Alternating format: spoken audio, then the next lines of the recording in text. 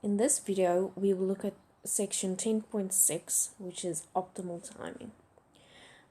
This is applications of the theory of the exponents and logarithmic function. Work through the textbook examples for practice. I will give another example here. So example 1.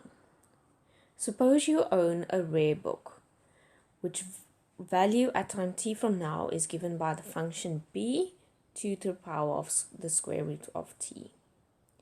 Assuming that a constant interest rate for the foreseeable future, assuming that the interest rate for the foreseeable future will remain at 5%, when is the best time to sell the book? So if we use our function or our growth values, we had v equal to a e r t. So this is what we want to get now. At the moment, we know that v, our future income, is what we need to solve. Our current income or our current value of the book is bt, and we have e negative rt. Why negative rt? Negative rt because the interest rate is the opportunity cost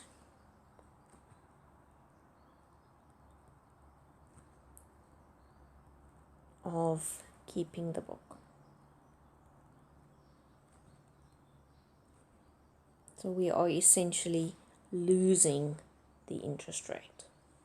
So that means we have 2 to the power of the square root of t e minus 0.05 t.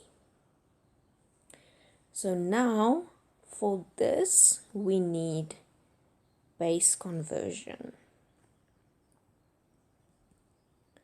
which is explained in section 10.4.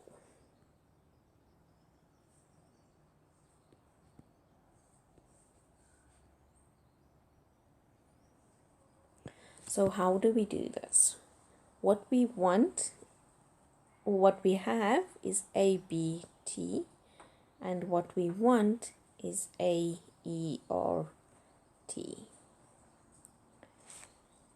So we need to find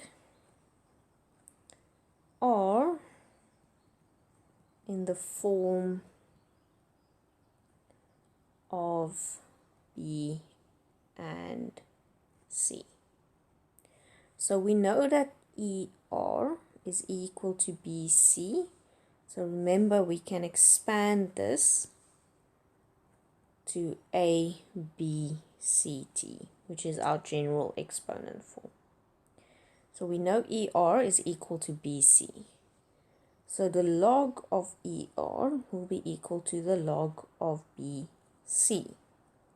Log of E is simply R, which is our exponent.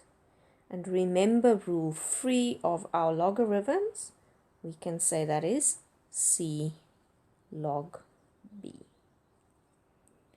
So if we want to transform A, B, C, T, we have A, E, C log of B, and T. In our case, B is equal to 2, C is equal to 1, and A is equal to 1.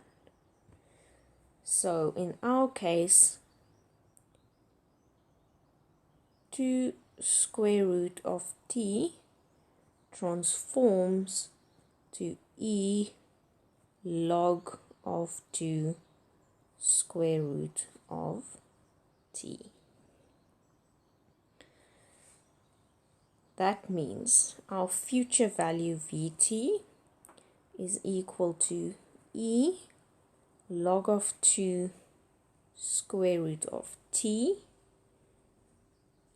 times E minus 0.05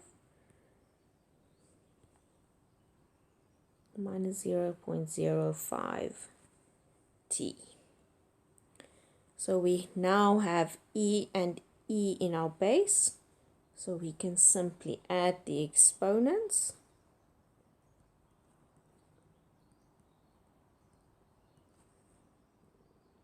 So now this is our function that we want to optimize.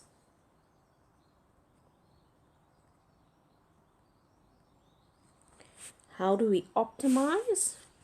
We need to find the derivative.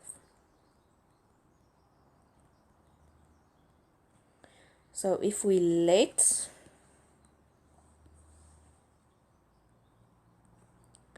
w equal to the log 2 square root of t minus 0.05 t,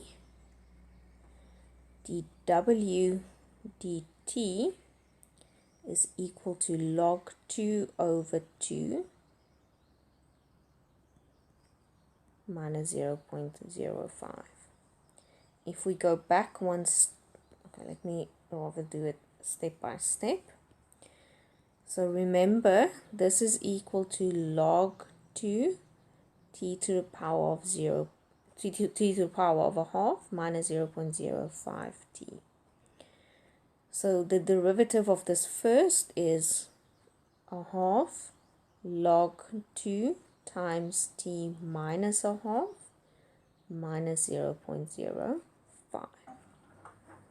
So t minus t, t to the power of minus a half is square root of t in the denominator, and at the top we are left with log 2 minus 0.05. So now we know that dvt over dt is equal to, so we set that equal to w, so we have EW times W. That will be equal to, this is, remember our rules for derivatives. So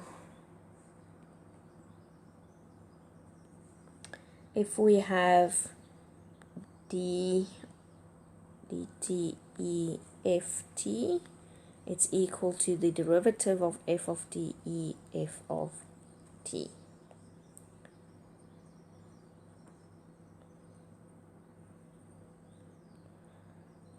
So now we had the function vt equal to e log 2 square root of t minus 0.05 t.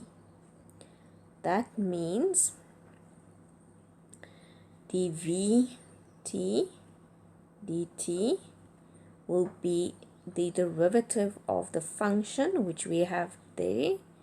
So that would be log 2 over 2 square root of t minus 0.05 times e to the power of log 2 square root of t minus 0.05 t.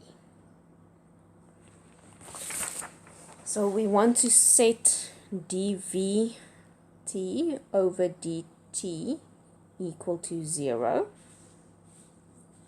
That means log 2 over 2 square root of t minus 0.05 or e log 2 square root of t minus 0.05 t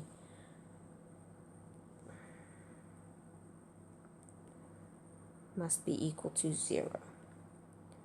From our exponents, we know this can never be negative. Never 0 or negative. So that means in order for dv to be equal to 0, this must be equal to 0. So the log 2 over 2 square root of t minus 0.05 will be equal to 0. So log 2 over 2 square root of t must be equal to 0.05. Cross multiply, so log 2 equal to 0.05 times 2 square root of t. So the square root of t must be equal to log 2 over 0.1. Square both sides.